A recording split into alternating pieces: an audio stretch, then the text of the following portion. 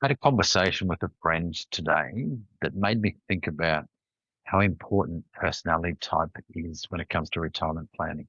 So that is knowing yourself, understanding your personality type to help design a retirement that's going to be fulfilling. And I'll talk more about this. This can be strange for some people to think about if you've never done any personality profiling, but it's massively important and even to just get the basics. And that's what I'm going to take you through today.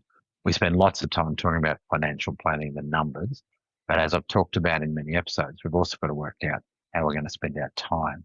So this is about how you work out what's going to give you the most satisfaction with your time. And I was going to say my usual warning, but we're not talking about anything numbers wise today, but in all my things, you shouldn't act on anything financially that I talk about unless you get advice or do your own research. So we're into goals here. So in terms of our 5-step process, it's always the same. It's a really clear picture of where you are. And this is financially, but I'm going to add one to the list for today. We're going to say, what's my personality type? I'm going to add two things. What's my personality type? And what do I like about my job? So these are two important things. They'll often be hand in hand, but why that's important will come about in a minute. But it's all about our retirement goals because in terms of working out how we're going to spend our time, it's critical to know what you're replacing. You spend at the moment 40 hours, maybe it's less, maybe it's more, going to work. And in that, there's things you like, there's things you don't like as well. But when you all of a sudden are not working, you're going to have to replace that time with other activities. And for most of us, we want to replace it with at least enough stuff that's meaningful, that gives us purpose, that gives us some significance, it gives us some relevance, but that fills us up, basically. That can be defined however you like to define it. We're all different. And by having a look at personality type today, that hopefully will help you get a bit of a handle on that. So let me tell you a story about my mate who's retired in the last 6 months. And part of his retirement was accelerated by a bit of a health issue. So he probably bumped into it a bit quicker than he would have liked. He was sneaking up to retire in the next year or so.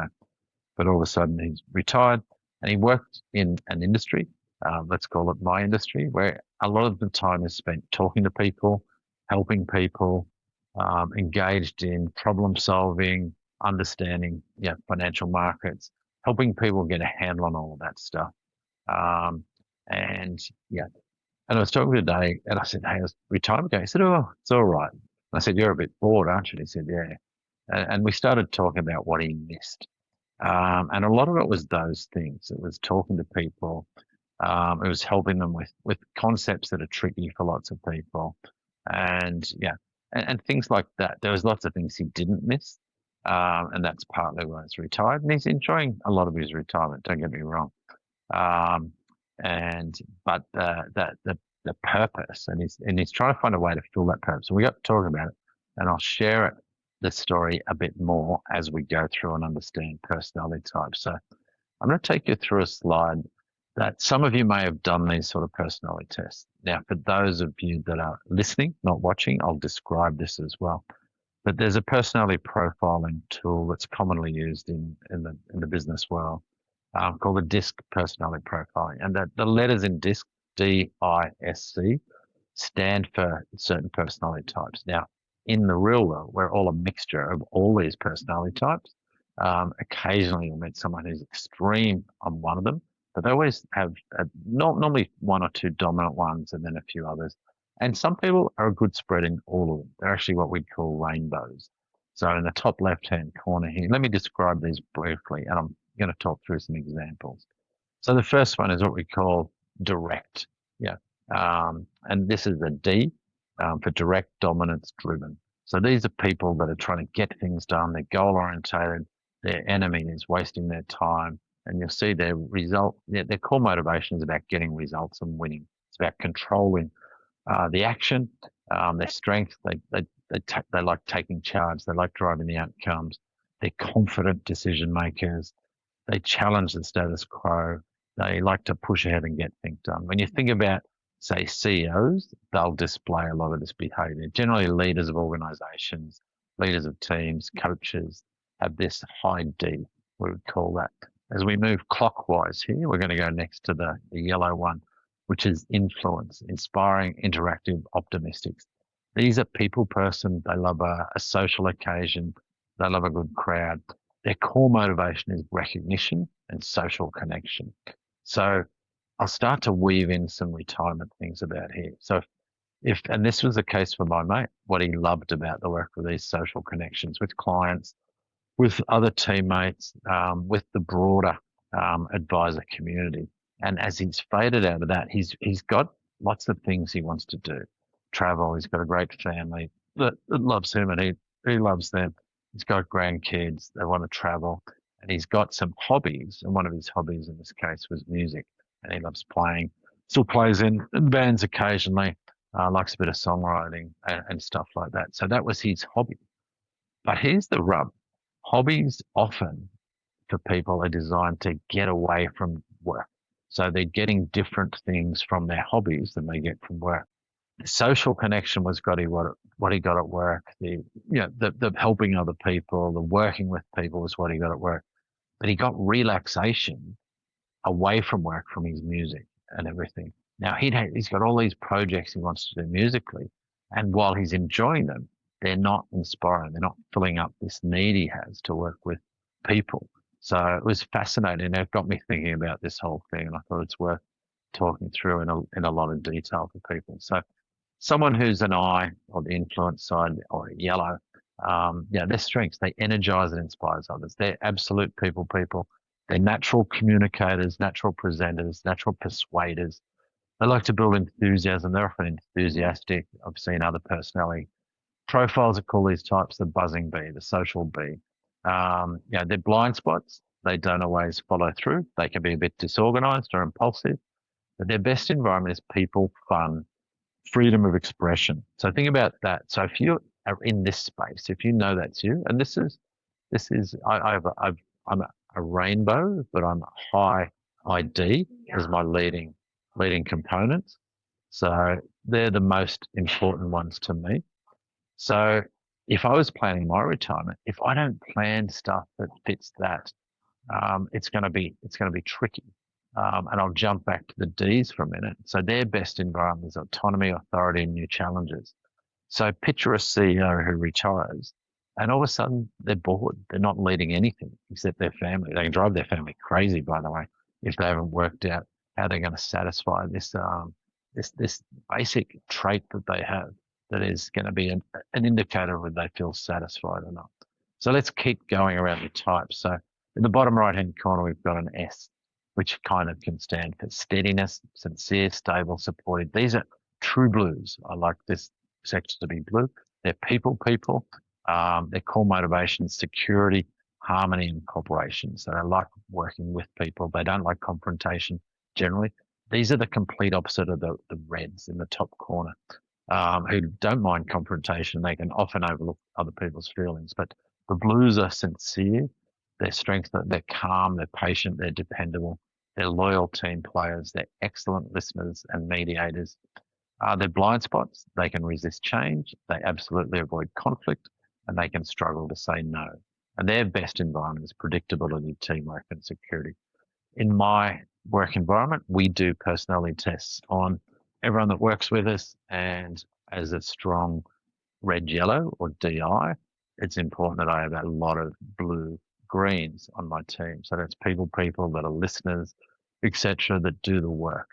And for these people, retirement is often easier because they can do stuff in small groups, etc. They can often get a lot of their satisfaction out of their families. But I'll use an example. My wife, she still works. She doesn't need to, but she works a few days a week, and she goes into an environment where she gets to talk to people. She's got work friends, and she likes that. She would not get that satisfaction from, say, working from home, and she would not get that satisfaction from other activities. So now, eventually, someone that is like that, they can replace that via, getting deeper friendships with their existing friends, with their neighbours, with their community, working on volunteer groups, not necessarily as a leader, where let's go back to the reds, the leaders, the dominants.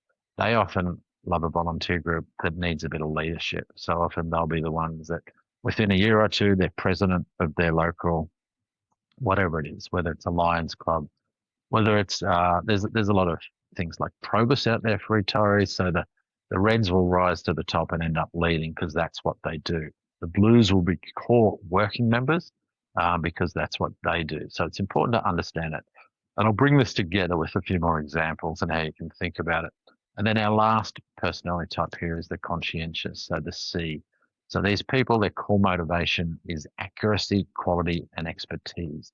So picture the craftsman, picture a carpenter who, and often and on the left-hand side of this quadrant here, so the red and the greens at their extreme, they're closed people. They're not people.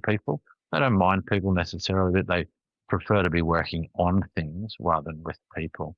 So picture a mechanic under the car playing with the engine. Picture a carpenter doing their work. Picture an artist at work. They're doing, they're people, they're process things, not people things. Whereas picture a team meeting or a group training, that's people focused work. Picture someone that goes to work and deals with customers every day, that's people focused. So that's the yellows and the blues. The process focused is the leadership, it's the problem solving, it's the strategy, it's the working on stuff. Now I spent 20 years training advisors, and part of it is training advisors on how to deal with people.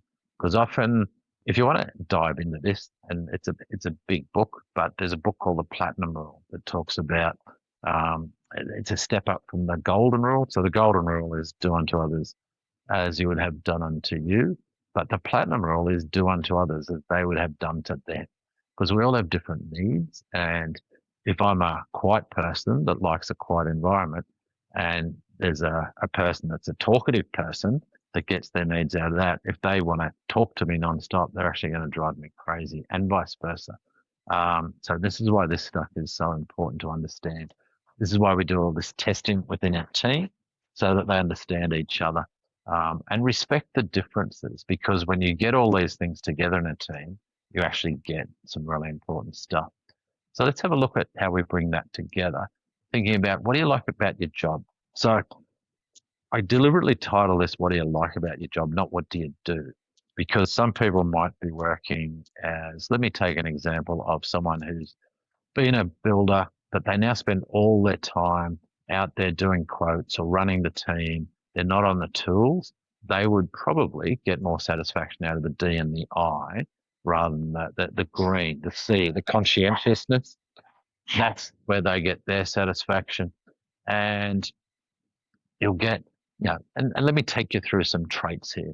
So I've grouped these traits on this slide for those of you that can see. I'm going to talk them out to those of you that are listening. So in the red, in the dominant, in the decision makers quadrant, you've got things like leadership, planning, authority, and managing. So if that's you and you're moving to retirement's going to scare you because you're going to lose all those things. Now that's if you like them, if you truly get satisfaction out of it. And this is a problem for lots of retiring managers, retiring CEOs, because this is where they've got their significance. This is where they've got their meaning out of their world. So they lead things, they take charge, they take authority. So how do they replace that in retirement? Like I said, some of them may get involved with volunteer groups, with social groups that need leadership, with charities, with anything from, I'm heavily involved in a surf club. I have this trait, so I tend to, for the last 20 years, I've had committee positions where I get to be a volunteer, but also take some leadership. Now, there's lots of people that in my surf club that do not have that trait. They'd rather be the workers, the doers. So picture down the bottom here, the conscientious, so the greens, the ones that do the work, that are hands-on, tactile. They know how to fix engines. They know how to do stuff. Now, as a predominantly I or yellow, I don't know how to do any of that stuff.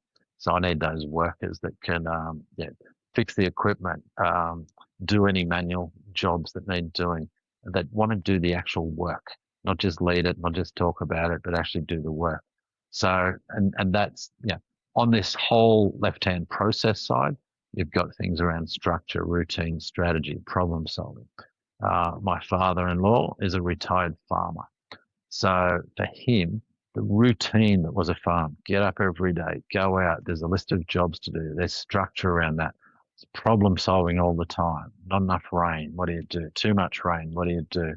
There's weeds, there's bugs. You've got to be solving problems all the time. He loves that thinking about how to solve problems. So for him, a retirement where he wasn't doing that was almost unthinkable. And the way he retired was to a property that had enough room for him to almost have a mini farm.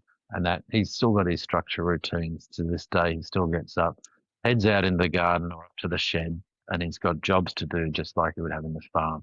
And that's meant he's got a very satisfying retirement. Now that's only one part. He's also a people person, and he gets that people side of his world out of his family and out of his church. So when you understand yourself and you know your own needs, you can set up to be interesting. Um, Picture someone like that, or picture um, someone who's a tradie. So let's say they're a tradie or a craftsman who loves their craft. They like doing the work. Yeah, and I've got a few clients that are specialist carpenters that actually design and build things for special situations, and they're craftsmen. They like doing the work. Now, if you have a retirement plan for them where they're going to be all social, so let's say their partner's a socialite, and all of a sudden they think retirement is going to all these lunches or going out to these groups, they're gonna reel back in horror. That's their idea of a nightmare. But picture that same person who's now got an old car in the shed that they want to fix up and they want to take their time. They've got a project that they can work on.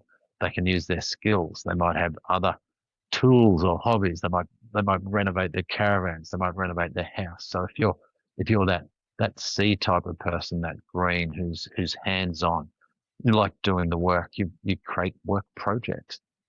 We've got lots of clients that have got an old car or they've got a project they're working on, and it's satisfied that need to be busy, to be doing the work, and problem solving, etc. It's flipped to the other side now, which is the people focus. Picture someone who's been in sales. They've got that skill, and they like influencing people and helping people to get a result. If someone's been literally serving people for years and talking to people, that's gonna be hard to satisfy. So they need things where they're going to have be able to help people. I was visiting someone at a hospital a few months ago, and it was a rainy day. And as I walked in, there was all the volunteers. And if you've been to a lot of hospitals, and we also have this whenever we have an Olympics or Commonwealth Games, we've got the workforce that is helping people. They say, "Do you know where you're going?" And these are people that probably had a job where they were involved in helping people, talking to people, helping people all the time. So their volunteering is not about doing work, like I was talking about before. It's actually about helping people, talking to people, and they love volunteering for that, and for anything that has teamwork and things like that. The people side all love the team, the clients, the socializing, the conversations, and for the S's in the DISC profile, that's helping people. That's having work friendships. I had a teacher who was a client, and she said she hadn't retired because her and her friends like going to work to see each other. But they'd been working together for about nearly 30 years, and they worked out if they all retired, they could catch up for lunch, 3 times a week and not have to go to work. And it was quite funny. At that point, they all retired, but they'd resisted retiring because they enjoyed the work friendships. And of course, all they needed to do was replace that. There's customer friendships as well. When people have been in certain professions for a long time, they've helped a lot of people. Some of those customers have become friends. So working on the friendships, particularly if people are moving, some people might, sell up in Melbourne, sell up in Sydney, move to the Gold Coast, move to the Sunshine Coast, move to the Central Coast, do a tree change, and all of a sudden they're in an area where they don't have people. And this is where joining groups, volunteering is a great way to meet people. There are social groups. There are things like University of the Third Age, Year 3A, where people can tick off these boxes. But it's so important to think about it up front before you retire so you can have a strategy. And it's very important for couples to do this separately. You can do it together, but you've got different personality types. You've got different things that you've done in your workforce or in bringing up your family that you need to replace. So you've got that meaning, that you've got that purpose, that you've got that satisfaction of a job done. Australia's got so many ways to volunteer, and it's not necessary for everyone, by the way. But for some people, joining the SES or the Coast Guard or life saving or the Lions or whatever it is that gives you projects. I've got a local neighbour who, for as long as I've known him, he's been retired, who's very successful in his financial planning, independently wealthy, but he's been massively involved in Lions Club for the whole 20 years I know, in leadership roles and doing the work. That's his thing that gets him out of bed, as well as other things, but it's one of the things. Fit your hobbies, and let me talk about a couple of cliched hobbies, but let me pick tennis. So people that play tennis, and even if they haven't played much, but they decide to play more. And these days it's probably pickleball for a lot of people retiring. But what does pickleball do? It's social. There's people you catch up with once, twice a week. It's competitive. You get a bit of for the people that want a bit of competition, they can be competitive. For someone that just wants to catch up with friends every week or twice a week, it satisfies that. Same with golf. Yeah, there's a lot of people that play golf, myself included, that aren't very good at it. But what do you get out of it? You get to be social with a handful of people. Sometimes it's more than a handful. We've been involved in sponsoring a local golf day. So every, I forget what day it is these days, but let's say it's a Wednesday and it's the Veterans Day at one of the local golf courses. And it's all the guys that are retired and girls in theory, but it's more guys. And what do they love about it? They get to hang out with their mates. They'll often play together, but at the end of the game, what do? They might have a beer, might have a coffee, might have lunch, and there's a lot of people they get to know. So they build community. So for people that are people focused, building community and connection is absolutely critical. Picture people that have been competitive their whole life. So that might be the D's, the conscientious. They might get into extreme health goals. They're going to hike all these mountains or do all these things. So they'll get their need to plan, their need to achieve can be met by having big goals. They might do trekking, they might do mountain climbing, they might have other projects. But if it was the leadership, then they get involved in things.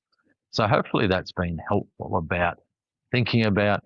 And it was really, I've always talked about this, people, but actually talking to my mate who was, who's enjoying retirement but missing some of the things from work, and I could tell it was a thing, and he's working on it, and just talking about it through this was helpful.